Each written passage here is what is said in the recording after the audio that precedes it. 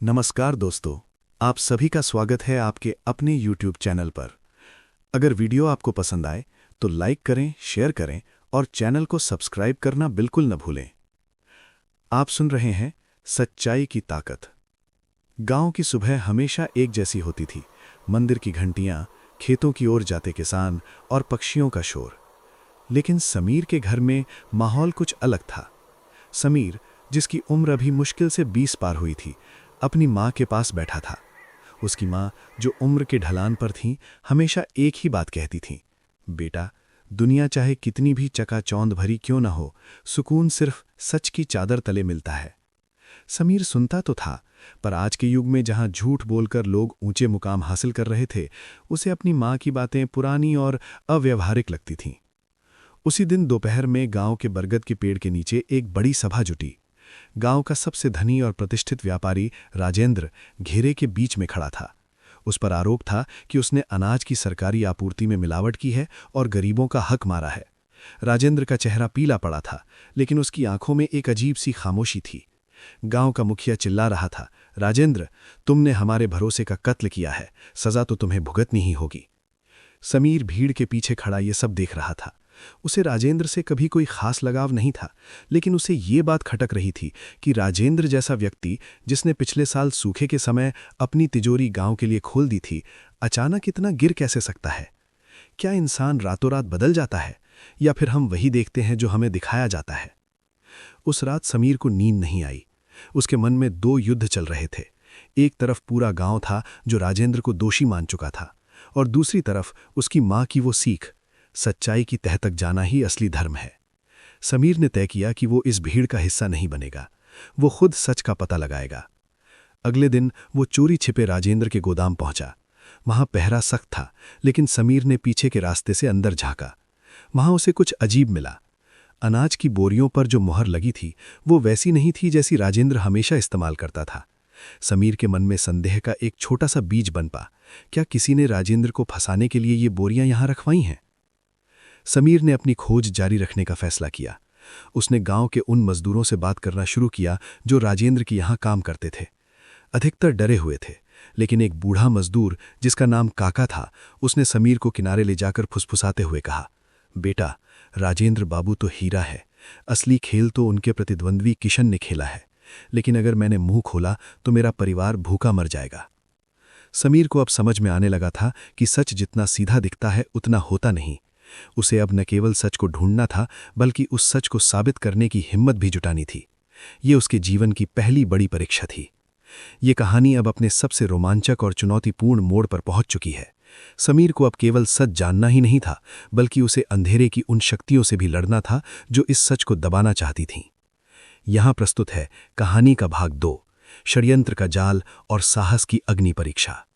भाग 2, षड्यंत्र का जाल और साहस की अग्नि परीक्षा। समीर के लिए पिछली रात किसी भयावह सपने जैसी थी। काका की उन फुसफुसाहटों ने उसके दिमाग में एक हलचल पैदा कर दी थी।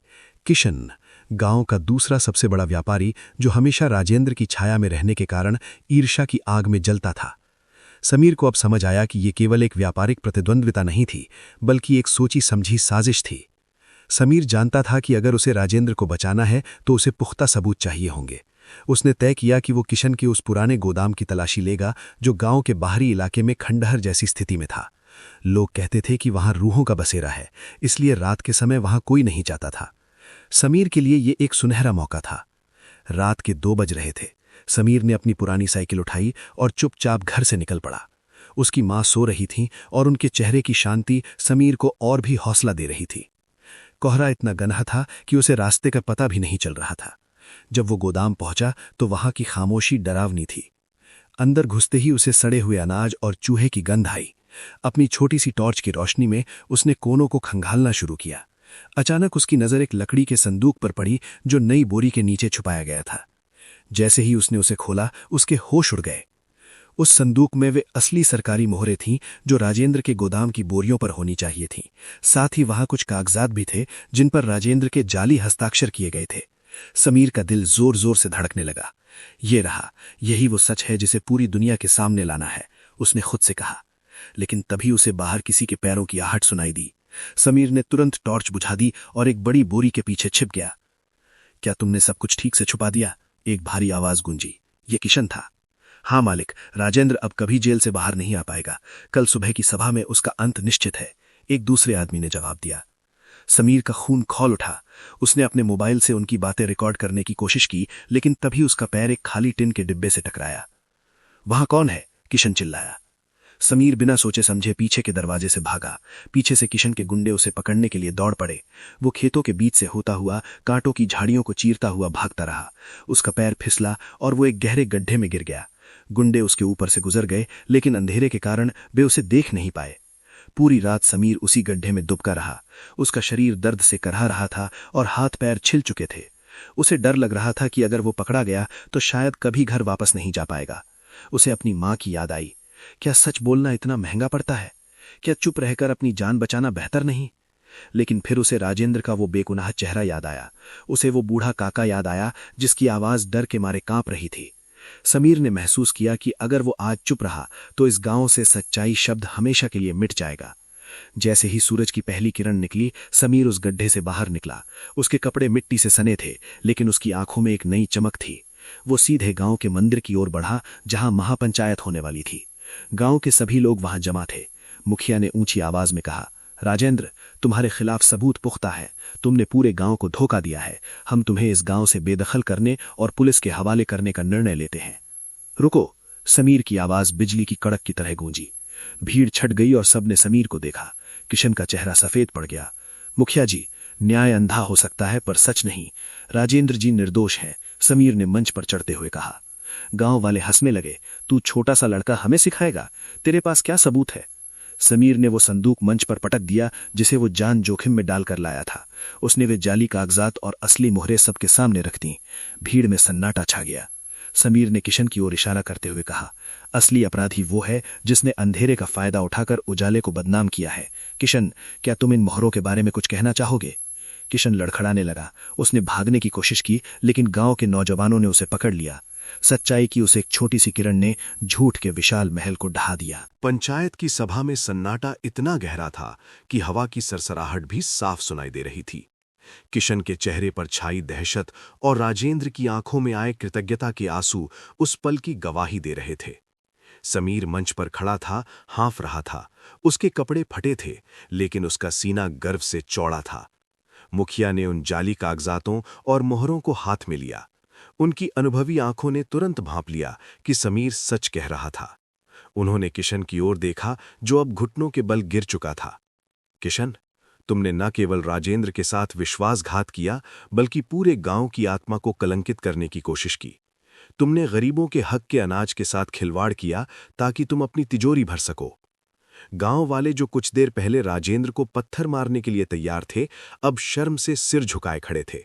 उन्हें एहसास हुआ कि वे कितनी आसानी से झूठ की भेड़ चाल का हिस्सा बन गए थे।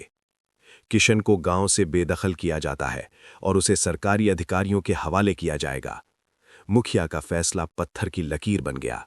राजेंद्र को सम्मान के साथ बरी कर दिया गया। लेकिन समीर के लिए संघर्ष अभी खत्म नहीं हुआ था।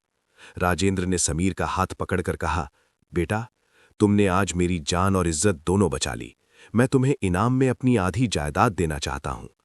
भीड़ में सुगबुगाहट हुई। कई लोग सोचने लगे कि समीर अब अमीर हो जाएगा, लेकिन समीर ने मुस्कुराते हुए राजेंद्र का हाथ छोड़ दिया। राजेंद्र जी, अगर मैं आपका प्रस्ताव स्वीकार कर लूं तो मेरी उस सच्चाई की कीमत लग जाएगी जिसके लिए मैंने अपनी जान जोखिम में डाली थी। मैंने ये सब धन के लिए नहीं, बल्कि उस सुकून के लिए किया है जो आज रात मुझे सोते समय मिलेगा। समीर की इस बात ने गांव वालों के दिलों पर गहरा घाव किया, एक ऐसा घाव जो उन्हें सुधारने के लिए जरूरी था। उन्होंने देखा कि एक लड़का जिसके पास पहनने को अच्छे कपड़े नहीं थे, उसने लाखों की संपत्ति को ठुकरा दिया क्योंकि उसके लिए सत्य बिकाऊ नहीं था। अगले कुछ हफ्तों में गांव का नजारा बदल गया। जो लोग पहले छोटी छोटी बातों पर झूठ बोलते थे, अब वे समीर का चेहरा याद करके ठिठक जाते थे। समीर अब केवल एक लड़का नहीं, बल्कि गांव की नैतिकता का पहरेदार बन चुका था। समीर की मां ने उसे गले लगाते हुए कहा, बेटा, आज तूने साबित कर दिया कि सच बोलना आसान नहीं है, लेकिन सच के साथ खड़े रहना सबसे बड़ी बहादुरी है। लोग सच तो बोलते हैं, पर जब कीमत चुकानी पड़ती है तो पीछे हट जाते हैं। तू पीछे नहीं हटा।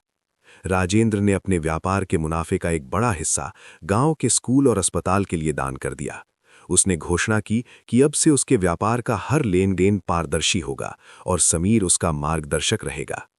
एक दिन वही बूढ़ा काका समीर के पास आया जिसने उसे किशन के बारे में बताया था। बेटा, मुझे माफ कर देना, मैं डरपोक था। अगर तुम उस रात न जागते तो आज एक निर्दोष व्यक्ति जेल में होता।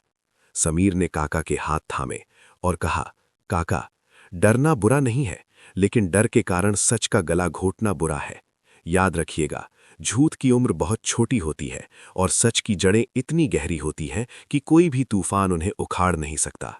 समय बीतता गया, समीर बूढ़ा हुआ, लेकिन उसकी ईमानदारी की कहानियां गांव की गलियों में अमर हो गईं।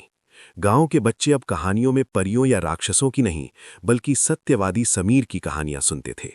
समीर ने यह समझ लिया था कि सच्चाई का मार्ग कांटों भरा जरूर है, लेकिन उस पर चलने वाले का सिर हमेशा ऊंचा रहता है। उसने समाज को सिखाया कि न्याय केवल अदालतों में नहीं होता, न्याय तो इंसान की अपनी अंतरात्मा की आवाज में होता है।